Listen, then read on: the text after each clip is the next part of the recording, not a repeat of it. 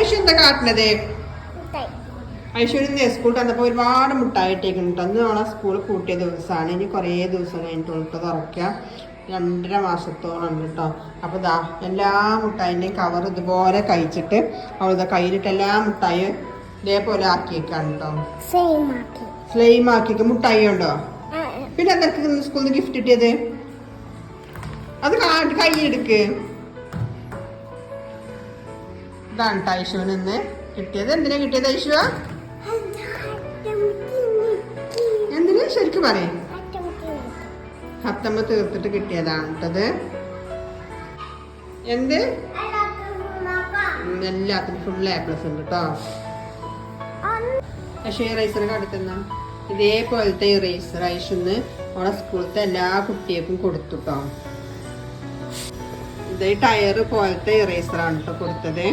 അപ്പോൾ ഓളിനോട് പറഞ്ഞിരുന്നു സ്കൂൾ പൂട്ടുമ്പോൾ ക്ലാസ്സിലെ എല്ലാ കുട്ടികൾക്കും ഗിഫ്റ്റ് കൊടുക്കണം എന്നൊക്കെ പറഞ്ഞിട്ടോ. അങ്ങനെ അവളോട് കുറേ ആയി പറയാൻ തുടങ്ങിയിട്ട്. അപ്പോൾ ഞാൻ പറഞ്ഞിട്ടത് കൊടുക്കണത്. അപ്പം അങ്ങനെ ഓളാ ആഗ്രഹം ഞാൻ സാധിച്ചു കൊടുത്തിട്ടോ. അപ്പം ഞമ്മക്കൊക്കെ നോമ്പുണ്ടെങ്കിലും ഐഷുവിന് ഇന്ന് നോമ്പില്ല കേട്ടോ. അപ്പം ഞാൻ ഐഷുവിന് ഇതാ ഇന്നലത്തെ ബാക്കി ചോറും അത് സാറില്ല.